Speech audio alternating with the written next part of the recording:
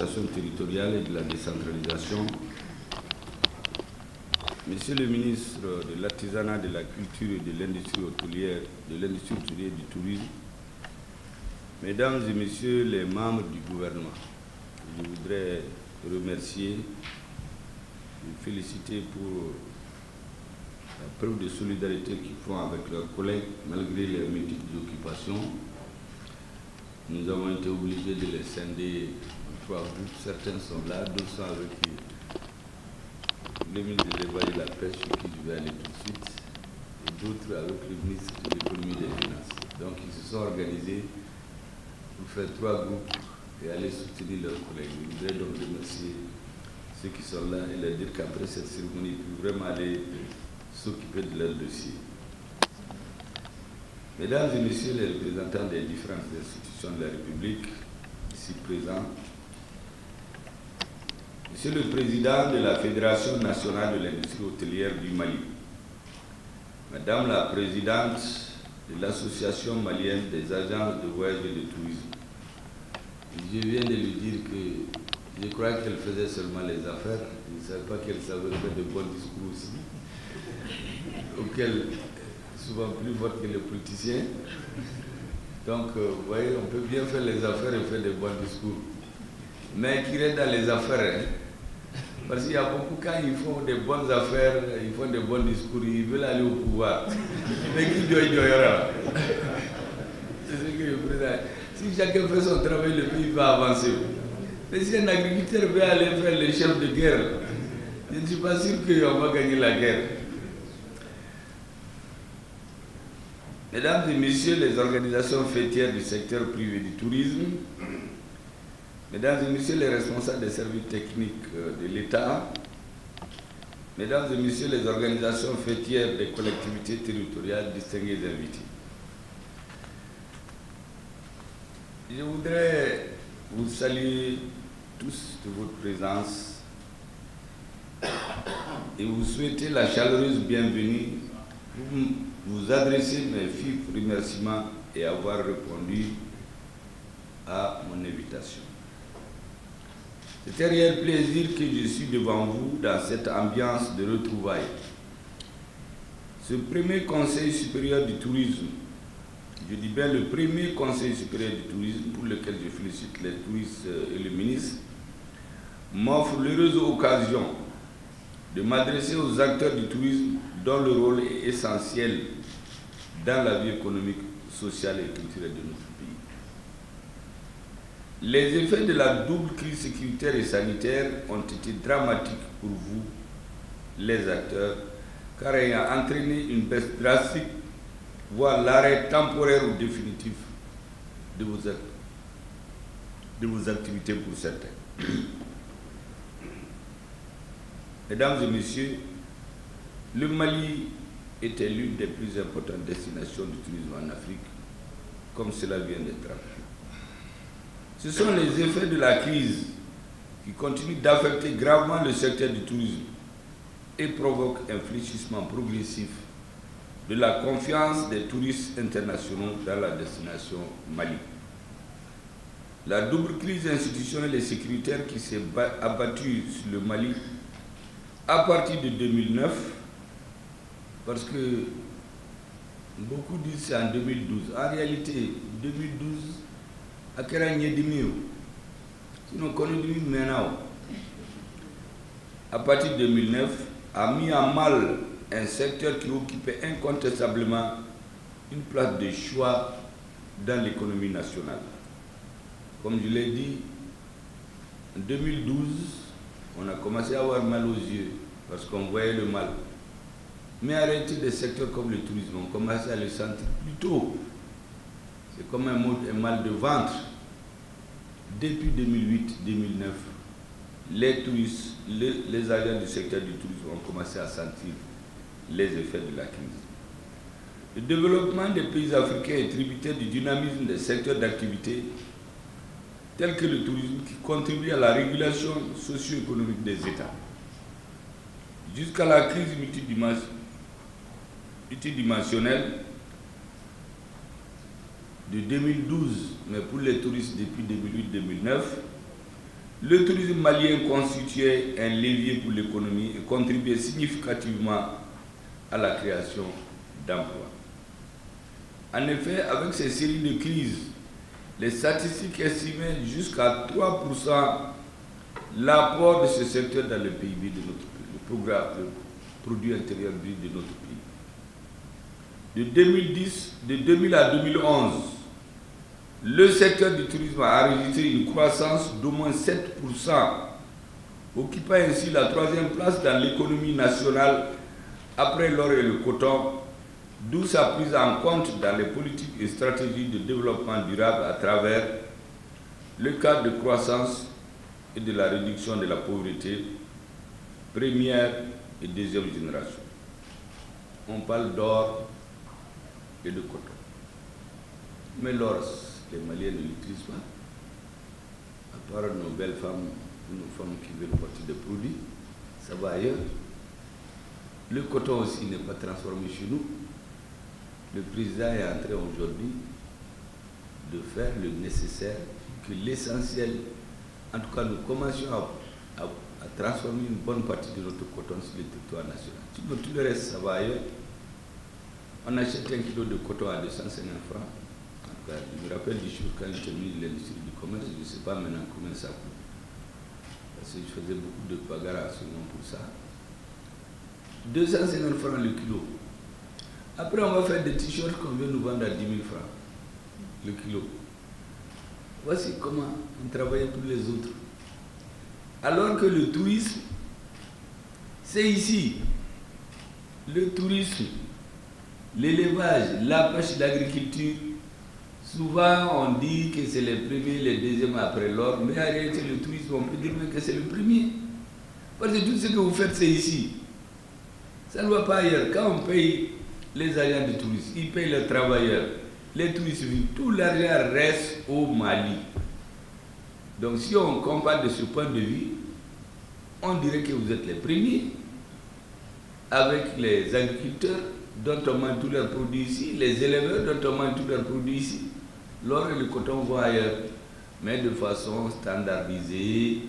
On nous dit toujours les premiers produits, c'est l'or, le coton, après les autres. N'ayez aucun complexe. Vous êtes parmi les 2 premiers, vous et l'élevage et la pêche.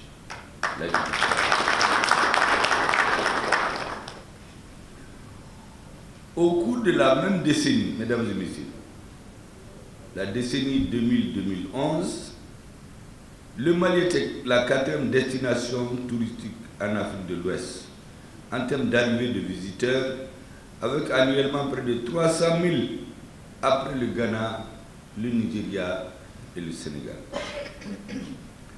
Pour la décennie 2012-2021,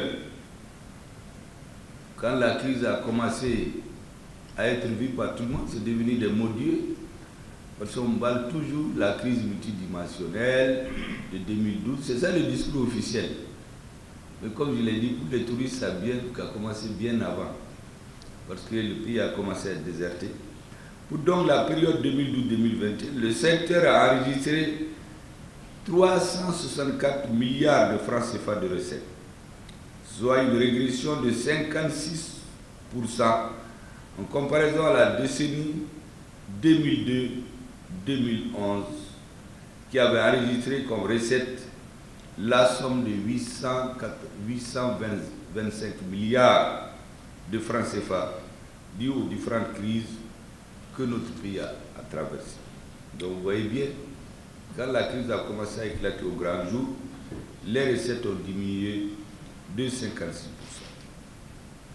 Au titre des emplois, il a été enregistré 113 000 emplois, dont 35% sont des emplois directs, soit une régression de 33% sur la décennie précédente.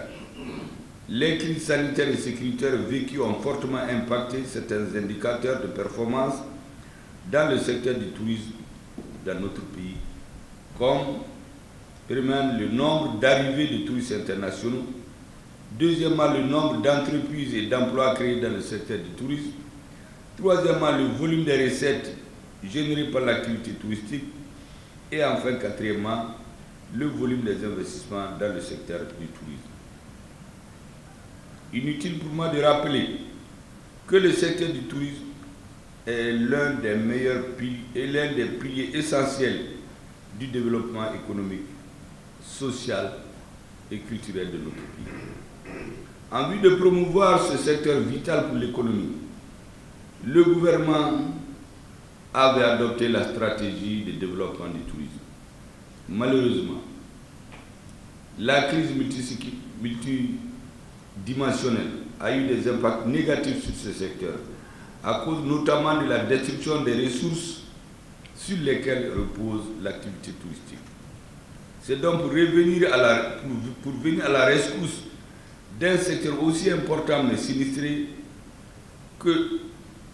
par l'effet de la crise sécuritaire que traverse le pays, que le gouvernement, sous la direction du président de la transition, a décidé de créer le Conseil supérieur du tourisme. Il a été créé bien avant, bien sûr, mais vous savez, une politique ne vaut que par ce qu'elle donne aux populations. Au Mali, nous sommes très forts dans la création des textes. Quand il faut les appliquer, c'est les autres qui viennent prendre nos textes, ils vont les appliquer chez eux. Donc vous allez voir que les textes ont été pris très longtemps. Mais mesdames et messieurs, cette fois-ci, le gouvernement de la transition, sous la haute direction du président, a décidé de constitutionnaliser certains principes. C'est-à-dire que le Mali, pour travailler avec lui, il faut respecter les conditions inscrites dans notre constitution. Avant, on disait que c'est le président qui l'a dit. Bon, c'est le gouvernement. Ceux qui ne sont pas d'accord avec le gouvernement, bon, c'est leur droit en politique. Ils pouvaient dire qu'ils ne sont pas d'accord. Mais aujourd'hui, c'est dans la Constitution. Quand quelque chose est inscrit dans la Constitution, c'est pour tous les Maliens. Nous continuons aussi à dire aux gens que notre armée a fait son travail et continue de le faire magistralement. Notre ministre des Affaires étrangères, le ministre de la Communication, tous les ministres font ce qu'ils peuvent pour montrer aux Maliens concrètement qu'est-ce qui se fait. Donc nous communiquons. Parce que si on ne vous dit pas ce qu'on fait, il y a beaucoup qui ne le savent pas. Vous savez, j'ai demandé un jour à l'ancien président, mais vous, pourquoi vous vous taisez tout le temps, on dit que vous n'avez rien fait? Vous êtes tombé à la veille de l'inauguration du pont et j'ai vu des gens venir dire que c'est eux qui ont fait le pont. Il m'a dit que Koluka Watila comme Mati Yerefo. Il dit ça c'est votre temps. Encore Watila Nimi Yerefo. Machitifo. Donc il faut dire toi-même ce que tu as fait. En tout cas, nous on a changé. Koluka to, Koluka place là. Kunu Yerefo. Encore Ama Yerefo. Naemifo. On a le ministre des Affaires étrangères, on a le ministre de la Communication, on a les membres du gouvernement qui parlent, même si notre président ne parle pas. Parce que chacun choisit sa stratégie. La stratégie du silence, ça lui porte bien. Et il fait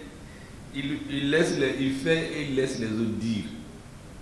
Et en fait, vous aurez constaté qu'à la première réunion du nouveau gouvernement, je leur ai dit, notre armée fait son travail, parce que moi je suis plus convaincu qu'on va prendre Kidal. Nos différents ministres sont en train de faire le travail. Nos diplomaties, le Mali n'était pas entendu avant, mais aujourd'hui tout le monde entend le Mali. Nos ministres, différents ministres, font ressortir tout le temps ce qu'ils font. Donc même dans les villages, tout le monde est géopoliticien maintenant. Même ma grand-mère là, vous savez ce qu'elle m'a dit un jour, je me suis mis à rire toute la nuit. Et ils inventent même des histoires. Ils disent que quand j'ai fait le discours de New York, qu'ils ont appris que mon avion là voulait être attaqué par les ennemis du Mali. Et que la Russie est venue escorter l'avion jusqu'à ce que ça atterrisse à Bamako. Je lui ai dit, mais ma soeur, j'ai pris l'avion de ceux qui vous dites qu'ils allaient nous attaquer. J'ai été descendre dans leur capitale. Il dit qu'en tout cas, ils ont appris que mon avion était escorté par les Russes jusqu'à atterrir à Bamako. C'est pour vous dire que même les villageois aujourd'hui sont des géopoliticiens. Ils comprennent tout ce qui se passe au Mali. Personne ne peut aller les tromper. Mais c'est la communication, c'est parce que le gouvernement explique régulièrement ce qu'il fait. Ce qu'il fait est en langue nationale. C'est ce qui a fait dire à notre président une formule que nous répétons souvent, qui est connue d'ailleurs, c'est une formule internationale, mais c'est bon que tout le monde le sache. ce que nous avons appelé les 3D. Certains, ça les a fait fâcher. Défendre notre pays, faire notre diplomatie pour expliquer tout ce que nous faisons au monde entier et faire le développement économique et social. Parce que c'est ça qui dure in fine. La défense, la parole, c'est pendant un moment pour galvaniser les populations. Mais après, elles veulent travailler, elles veulent avoir à manger, envoyer leurs enfants à l'école, se soigner tranquillement. Et c'est à cela que vous contribuez. C'est pourquoi je vous ai classé tout de suite avec l'élevage, la pêche et l'agriculture, les premiers. Alors qu'on vous classe souvent les deuxièmes, troisièmes. Mais si on regarde du point de vue du Mali, vous êtes les premiers. Mesdames et messieurs, le Conseil supérieur du tourisme, dont la première réunion se tient ce matin, a été créé, comme je l'ai dit, en 2015. Un décret a été pris qui fixe et détermine son organisation et son fonctionnement. Depuis 2015, comme je vous ai dit, on fait des bons textes. Mais c'est la première fois qu'on vous réunit pour vous dire, de nous dire concrètement, au lieu qu'on s'assoit dans les cabinets pour tracer ce que vous devez faire. On s'est limité à fixer les grandes orientations. Maintenant, ce qu'il y a là-dedans, c'est vous qui allez nous dire. Si je me mets à faire le tourisme comme un plan, l'agent de tourisme, vous pouvez être sûr qu'avant la fin de l'année, le dépôt de bilan va être garanti. Même si les affaires marchent. Parce que ce n'est pas mon domaine. Aujourd'hui, ce que nous voulons faire dans le tourisme, nous voulons que vous-même vous dites. Voici ce qu'il faut pour que le tourisme marche. Donc, ce texte est adopté depuis 2015. C'est un organe d'orientation dont il est attendu des recommandations et des mesures fortes afin de permettre au secteur du tourisme d'amorcer sa relance tant attendue par les opérateurs du secteur. C'est ça l'objet de votre rencontre aujourd'hui. Cet organe va émettre des avis et donner des orientations sur toutes les questions d'intérêt touristique qui lui seront soumises, notamment sur les taxes ayant un impact sur l'activité touristique. En outre, le Conseil supérieur du tourisme aura pour mission d'apporter son concours et son avis sur la politique de l'État dans les domaines touristiques et sera informé sur les projets et programmes en matière de formation et de promotion du tourisme malien à l'étranger afin de veiller à leur cohérence avec la politique de développement du tourisme national. Il veillera enfin à la cohérence des projets et programmes et suivra l'évolution des grandes orientations de la politique de développement du secteur. Mesdames et messieurs, l'objectif est de doter le tourisme afin qu'il puisse se hisser au rang des vecteurs de stimulation de la croissance et du développement. Le président de la transition et nous-mêmes sommes particulièrement sensibles à la situation des acteurs du tourisme. Je voudrais adresser mes remerciements à l'ensemble des membres du Conseil supérieur du tourisme qui se retrouvent pour la toute première fois pour fixer un nouveau cap à l'activité du tourisme pour notre pays. Il va donner une boussole au gouvernement. Parce que le rôle du gouvernement, c'est ça. Il fixe les grandes règles et l'ingéniosité et le savoir-faire des populations vont faire le reste. C'est comme ça que le pays se développe. Un État, l'histoire a montré, ne peut pas gérer des hôtels, des tourismes. Mais s'il fixe les règles du jeu et amène à respecter, c'est ce qui fait avancer le pays. L'activité touristique est l'une des activités économiques les plus transversales et inclusives. Je viens de vous l'expliquer. Toute la population, de ceux qui ont les moyens qui voyagent pour aller regarder, à ceux qui vivent au jour le jour en faisant les agents de tourisme et, comment on les appelle, ceux qui guident les touristes, les guides touristiques. Donc, vous avez une transversalité, les riches, les pauvres, les moyens, tout le monde vit. C'est exactement comme je dis aux uns aux autres, dans tous les pays, que vous soyez riche ou pauvre, vous avez besoin de manger, vous avez besoin de vous soigner, vous avez besoin d'être éduqué. Donc ces secteurs sont transversalement imprégnés par le tourisme, où tout le monde trouve son compte. Mesdames et messieurs, la tenue pour la première fois de l'activité touristique fait générer, je voulais juste vous rappeler que l'effet touristique fait générer un large éventail d'acteurs allant de l'informel au formel. Et vous savez le rôle de l'informel dans notre économie. Du milieu urbain au milieu rural. Et enfin, des acteurs diplômés ou non scolarisés. C'est ça la transversalité. Seul le tourisme a compris cette mission-là avec l'agriculture. Des plus grands diplômés au sans diplômés. Et la tenue pour la première fois du Conseil supérieur du tourisme s'inscrit en droite ligne de la nouvelle vision stratégique définie par le gouvernement sous la haute présidence du chef de l'État, qui s'articule autour du développement durable et responsable du tourisme au Mali et de faire de ce secteur un levier de croissance de notre pays, de création d'emplois et de richesses, contribuer ainsi significativement et singulièrement au produit intérieur brut.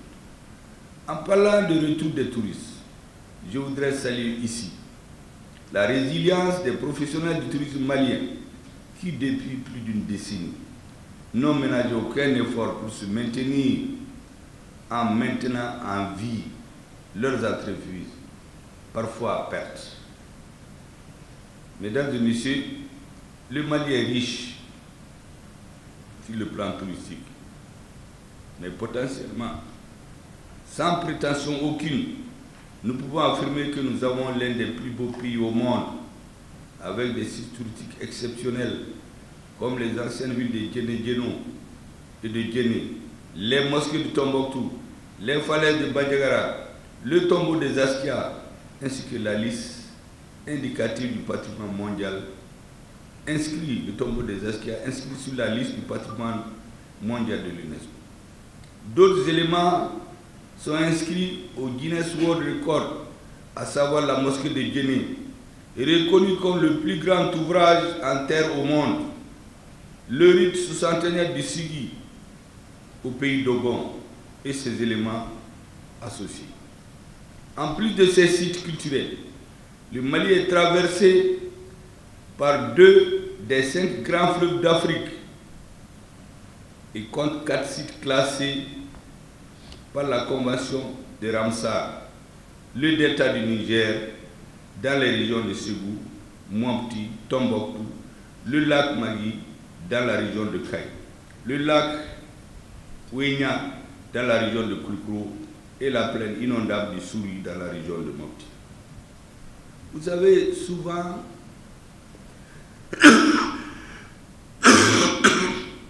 je rappelle aux uns aux autres que quand les grandes puissances avaient décidé de partager l'Afrique, comme ils savent le faire, ils masquent et ils avancent. La conférence de Berlin de 1885, dans les résolutions, n'ont pas dit qu'ils vont aller coloniser. Ils ont dit qu'ils vont aller pour régulariser la navigation sur 2 grands fleuves africains, le Niger et le Congo. Plus ce que j'ai l'habitude de rappeler.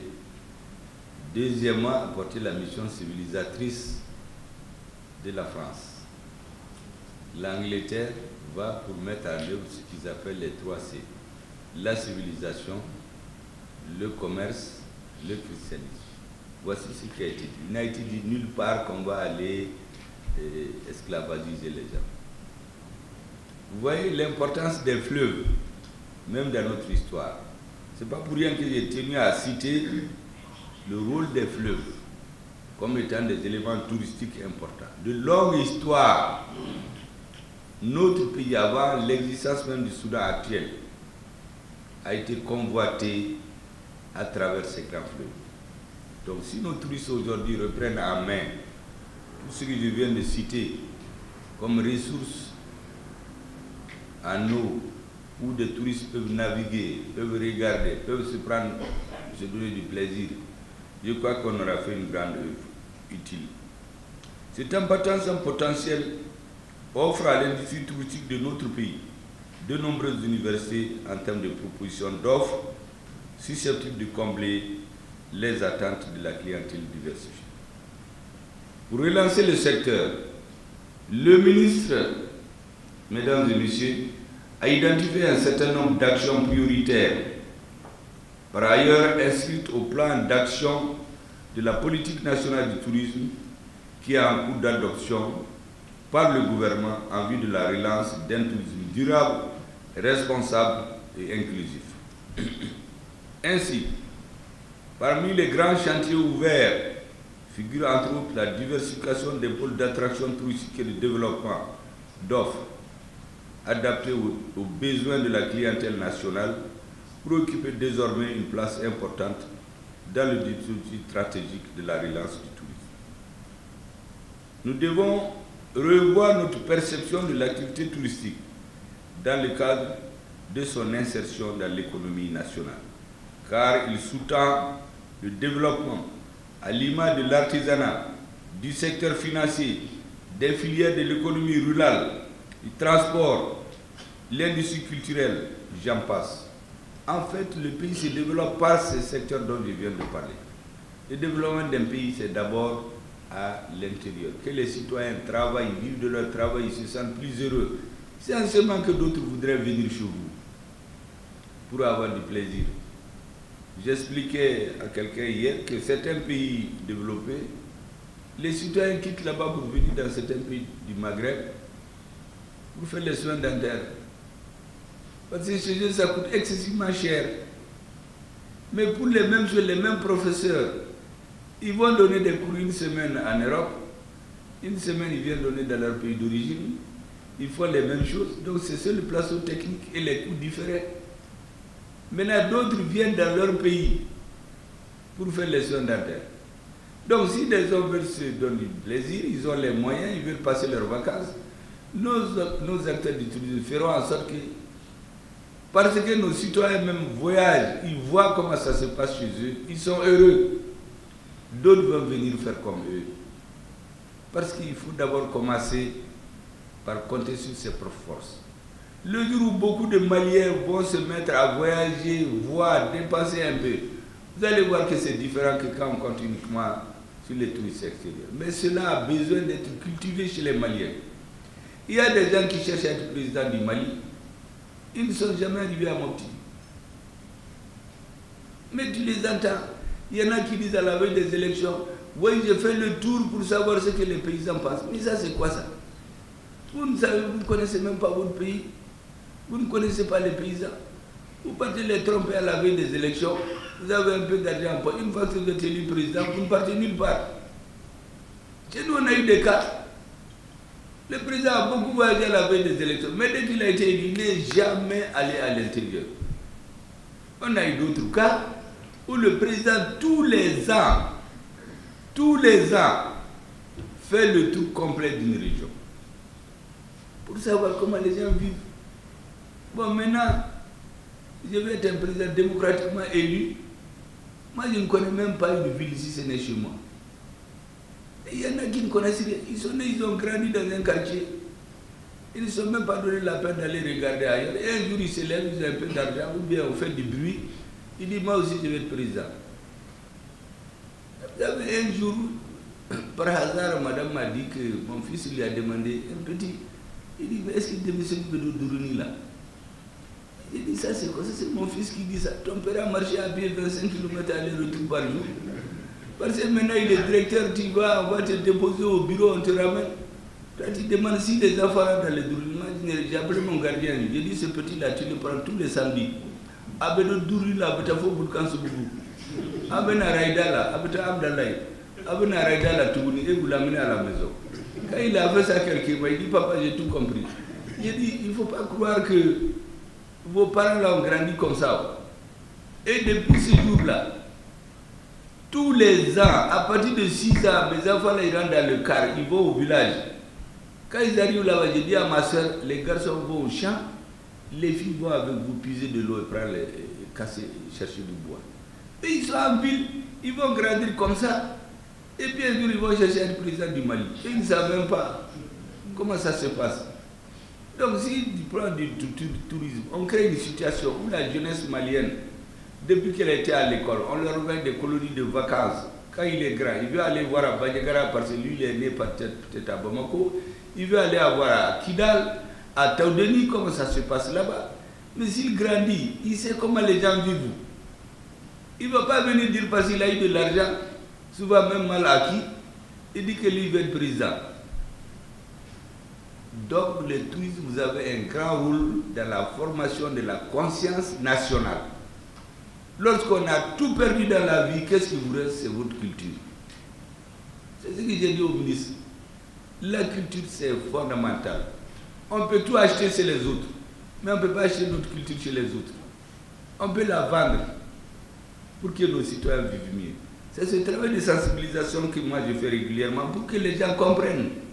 Parce que le rôle de la direction d'un pays, c'est de montrer la voie, de tracer le cadre. Les citoyens vont travailler. C'est ça le rôle de la direction d'un pays. Et c'est ce que sous la direction du président, nous faisons tous les jours. Nous devons revoir notre perception de l'activité touristique dans le cadre de son insertion dans l'économie nationale, car il soutient le développement, comme je l'ai dit, à l'image des autres secteurs. Nous devons approfondir notre réflexion sur les opportunités domestiques. L'une des pistes de l'indépendance de notre activité touristique aux arrivées internationales. Mesdames et messieurs, c'est que la jeunesse, qui est l'avenir du pays, là où elle doit puiser l'énergie pour le Malikoura dont on parle, c'est dans la culture d'abord. Le président a l'habitude de nous rappeler, tout militaire qu'il y ait, parce que je ne sais pas pourquoi chez nous, les gens pensent que les militaires ne savent que tirer. Il nous sensibilise, il nous dit, tant que le Malikoura là, ce n'est pas dans la tête des Maliens, c'est caqué. Et qu'est-ce qu'on a que personne ne peut nous arriver? Je viens de vous rappeler, c'est notre culture. Donc votre rôle dans l'enracinement du Malikoura est primordial. Les hommes de culture et du tourisme. Faudrait-il le rappeler? Le renforcement des capacités des acteurs du secteur public et privé est le socle d'une véritable relance du tourisme. Je voudrais ici parler de la facilitation des initiatives du secteur privé et du renforcement des capacités opérationnelles de l'administration nationale du tourisme qui doit encadrer, appuyer, accompagner le secteur privé sur toute l'étendue du territoire national. Toute chose qui constitue un défi majeur pour le gouvernement. Je viens de le dire. Le rôle du gouvernement, c'est d'appuyer, orienter, encadrer le secteur du tourisme. Le travail, et ils savent le faire. Un gouvernement qui s'occupe à faire lui-même l'agent de tourisme, il ne peut pas avancer. C'est un domaine qui relève de l'initiative privée. En ce moment même, des milliers de personnes, à Bamako comme à l'intérieur du pays, dont la subsistance ne provenait que du tourisme, attendent beaucoup de nous. Certaines communes dans les régions du nord de notre pays mesurent ainsi, en même temps, le Malikoura, par des actions du gouvernement rendant perceptible le redémarrage de l'activité économique principale qui donnait de l'emploi à leur population. Pour ce faire, mesdames et messieurs, j'en appelle à une solidarité et une synergie gouvernementale. Faisons de cette première session du Conseil supérieur du tourisme, mesdames et messieurs les participants, un véritable cadre de dialogue qui aboutira à des recommandations fortes afin de donner au tourisme ses lettres de noblesse au profit de nos populations qui retrouvent enfin l'espoir, le Mali de leurs aspirations. Il s'agira de débattre librement des réalités du secteur, de la nature des efforts et des initiatives antérieures et en cours, ainsi que des enjeux et défis à révéler dans un contexte marqué par l'insécurité. Mesdames et messieurs, je voudrais ici solennellement devant vous dire au ministre de l'Industrie et du Tourisme de faire en sorte que la tenue régulière du Conseil supérieur du tourisme ne soit pas interrompue, pour qu'on n'ait pas l'impression que ça a été fait et puis on a oublié. Ça, c'est notre fort au Mali. Il faudrait maintenant la régularité. Ce qui est régulier, ça permet systématiquement de corriger les erreurs, de voir ce qui a marché, de soigner même. J'ai donné l'exemple à quelqu'un, ça fait rire les gens.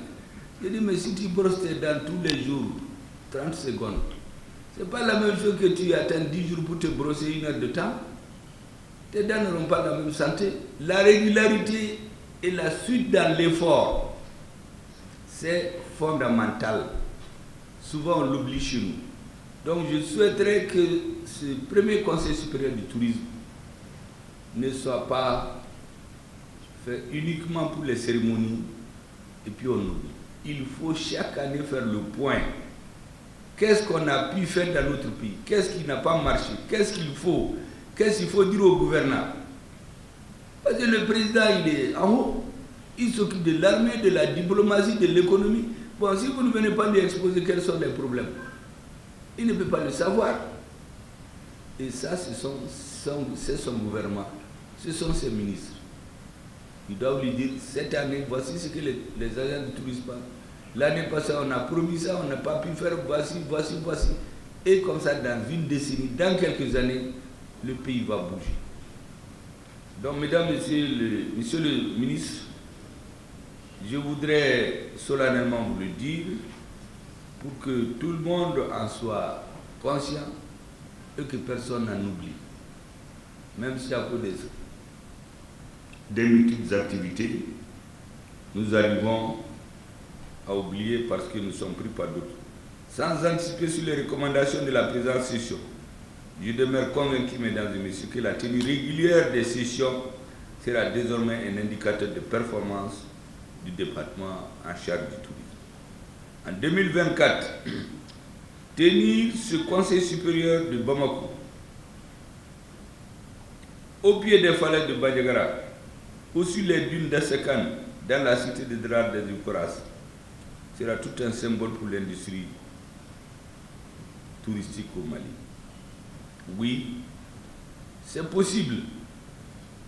Nous allons donner les moyens pour le faire en fonction des ressources de l'État. Le Mali sait relever les défis. Le peuple malien a montré à tout le monde que impossible n'est pas malien. La biennale, d'habitude les pays les préparent en 3 ans. Cette année, le président a décidé, le Premier ministre et le ministre de l'Artisanat ont été instruits de tenir la biennale malgré la crise et la tenir où à Mopti en 3 mois. Le gouvernement, les populations de Mopti ont tenu la biennale, l'une des meilleures dans l'histoire du Mali.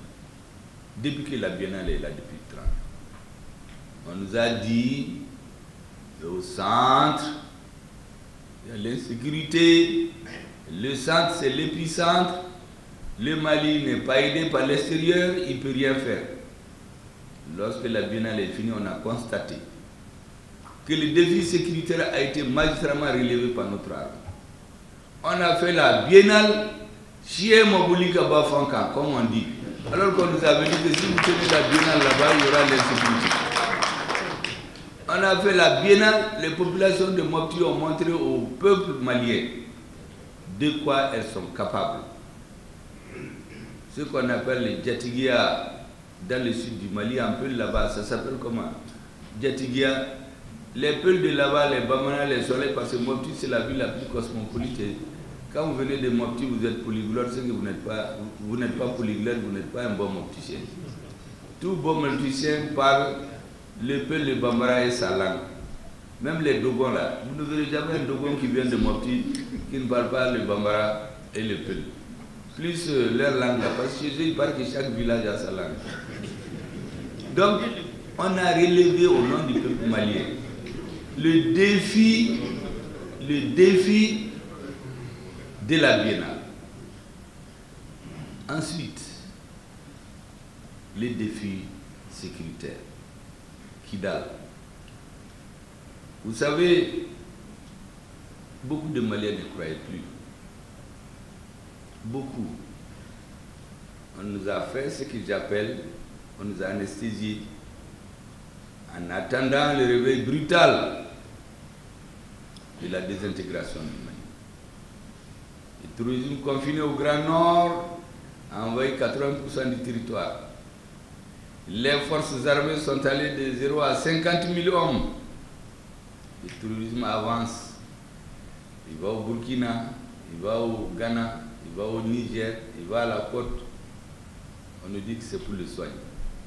Alors que l'épicentre, on sait où ça se trouve. On a mis dans la tête des Maliens qu'on ne peut pas prendre Kidal. L'armée malienne, les hommes sur le terrain, les chefs militaires, le ministre de la Défense, le chef suprême des armées ont démontré à la face du monde entier de l'histoire que impossible n'est pas valable pour l'armée malienne et les Maliens. Et quand Kidal a été pris, silence radio. Tous ceux qui nous disaient qu'ils avaient des forces qui nous attendaient, je ne sais même pas pour aller où, personne n'a parlé. Personne n'a félicité l'armée malienne. Quand quelque temps avant on a tué des centaines de Maliens, personne n'a envoyé même de condoléances à notre président. Ça veut dire quoi? Les Maliens doivent comprendre. Le développement de notre pays, c'est dans nos mains. C'est dans les mains de personne. Il ne faut pas compter sur l'extérieur pour nous développer. L'extérieur ne peut venir qu'en appoint. 2. En Afrique, on dit, quand la case brûle, on ne cherche pas à savoir qui a mis le feu. Si vous vous mettez à vous disputer qui a mis le feu là, la case va finir de brûler. Il faut d'abord éteindre le feu. Lorsque nous sommes arrivés à la conclusion, quand je dis nous, je parle du président et des hommes qui l'entourent, civils et militaires. Nous sommes arrivés à la conclusion qu'on a inoculé chez la majorité des Maliens le virus de la défaite. Je l'appelle souvent le virus du pétainisme. Pour les endormir en attendant le jour où, comme dans un pays que vous connaissez, après près de 20 ans de ce qu'on appelle des forces internationales, un jour tout le monde est parti et on voyait les citoyens qui s'approchaient au train d'atterrissage pour quitter leur pays. On nous avait réservé ce sort-là. Et les membres de ce que j'appelle l'oligarchie, qui ont 2, 3, 4 passeports en poche, vont sortir le passeport qui les arrange, vont aller dans le pays de leur choix. Et les 99,99% des Maliens, c'est tant pis pour eux. Ils n'auront que leurs yeux pour pleurer. On allait retourner à la même situation qui a précédé la colonisation. Où après la dislocation des grands empires du Ghana, du Mali, du Songwe, notre pays a vécu des années sous l'anarchie, où c'est la raison du plus fort. Et quand on a voulu reconstituer, c'est des petits royaumes, royaume Bambara, royaume Peul, royaume du Massina. On est venu les coloniser un à un. C'est la même situation qu'on a prévue pour nous. Et on nous a travaillé le cerveau. Ah, ça, l'extérieur, on ne peut rien faire. Les forces internationales vont aller au Mali. Les Maliens applaudissent en croyant qu'elles vont venir les aider à combattre le terrorisme. Et une fois sur place, on nous dit attention, on vous a vendu une marchandise qui est dans un paquet sur lesquels c'est inscrit. Vous croyez que c'est pour lutter contre le terrorisme? Nous, là, on n'est pas venus pour lutter contre le terrorisme, mais on est venus pour nous interposer. Entre vous et qui? Entre les Maliens et les terroristes. Et c'est pourquoi récemment, quand les forces internationales voulaient se retirer, on se donne un rendez-vous, comme je dis, à midi. Nous, on vient à midi, on nous a dit qu'ils ont quitté depuis 8 heures à Kidal. On dit, mais ça, c'est quoi ça? Dja, ils sont partis à 6 heures, ils ont remis tout aux terroristes. Les armes, tout ce qu'ils veulent. Et finalement, ils sont partis. C'est pour nous tromper. On a dit, vous ne faites rien attendre. L'armée malienne s'est magistralement occupée d'eux. Et elle est rentrée à Kidal, comme je dis, chez Mabouli Gaba Fanka, le 14 novembre 2023. L'armée a montré qu'impossible n'est pas malien. C'est ce que j'appelle quand la case brûle. Maintenant qu'on a éteint le feu, les majorités des Maliens là qui ne croyaient plus, vraiment venez qu'on va construire la case ensemble. Parce que la phase du développement qu'on a amorcée maintenant, il faut l'union sacrée autour de notre président. Le développement, à un moment donné, il y avait le feu. Il fallait libérer Kidal. Il fallait montrer aux terroristes que l'armée malienne va s'assumer face à l'histoire.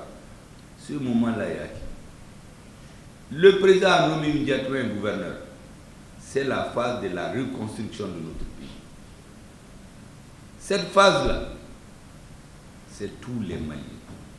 Et c'est pourquoi j'appelle tout le monde à l'union sacrée derrière ou autour du gouvernement avec le président en tête. Pour que tous les Maliens, quel que soit le bord politique qui leur a appartenu avant, qui se retrouvent pour qu'on développe notre pays. Une chose, c'est de faire la guerre que l'armée a gagnée. Maintenant, nous devons gagner la paix. Et ça, c'est toute la population.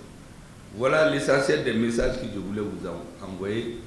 Et je sais que les touristes, les acteurs du secteur du tourisme, vous avez un très grand rôle à jouer dans cette nouvelle mission. À partir du 14 novembre, il y a l'avant 14 novembre et l'après 14 novembre. Mobilisez-vous pour faire avancer notre pays. C'est ce que je voudrais dire à tout le monde. Et dire à nos pays amis, ou ceux qui disent qu'ils sont nos amis. Je termine par ça. J'aurai une autre occasion pour mettre les points sur les i. Le Mali veut être un partenaire. Nous ne voulons plus être un pays vassal de quelqu'un. Il faut que cela soit clair. Tous ceux qui disent qu'ils sont nos amis doivent respecter les principes édictés par le président et inscrits dans notre constitution. Respecter notre souveraineté. Ce que vous n'acceptez pas chez vous, il ne faut pas le faire chez vous. Celui qui fait ça, nous avons appris à décoder les doubles langages. Et je mets tout le monde en garde. Tous ceux qui se mêlent des affaires du Mali, pour les mélanger, pour Niagami, comment on dit en Bamanal, Kadafri, Niagami, comment on dit en Babara. Il y a un mot très fort que les journalistes disent souvent. Kadabri, celui qui fait ça là, tu vas le regretter. Regardez l'histoire. Tous les présidents depuis 1989 qui se sont mêlés de nos affaires, Kadabri, Kafé, Niagami, ça s'est retourné contre eux. Vraiment, laissez-nous en paix. Et je lance un appel aux Maliens. N'allez pas chercher votre légitimité ailleurs. Venez la chercher au Mali. Nous n'accepterons plus d'être un État vassal de quelqu'un. Tous les États qui veulent être des amis doivent nous respecter. Vraiment, ce message aussi, je voulais le lancer, que tout le monde l'entende et que ça soit très clair. Et appeler les Maliens à l'union sacrée maintenant pour qu'on fasse avancer notre pays. C'est tout ce que le gouvernement de transition attend de vous. Je vous remercie de votre attention. Je voudrais déclarer la séance de la première journée du tourisme. Monsieur le ministre, il faut me chuchoter à l'oreille, vous aussi. Comment ça s'appelle? Et moi, je vous attends, vous êtes en train de me regarder. Il faut me dire comment ça s'appelle? La première session de la journée du tourisme. je la déclare ouverte. La séance est levée. Et son réunion, les professionnels acteurs tenus de ce premier conseil supérieur, le potentiel de notre tourisme, ils sont vous installer avec une commission qui est soumise aujourd'hui. Allô?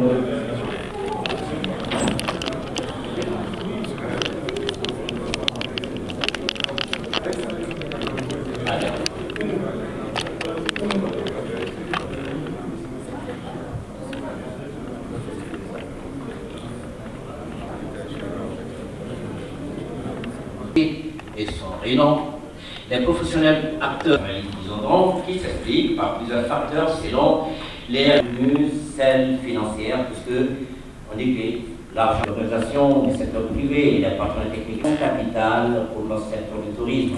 Et dans le pipe, les objectifs ne manquent pas. Avec votre permission, monsieur le Premier ministre, la représentante des opérateurs du tourisme.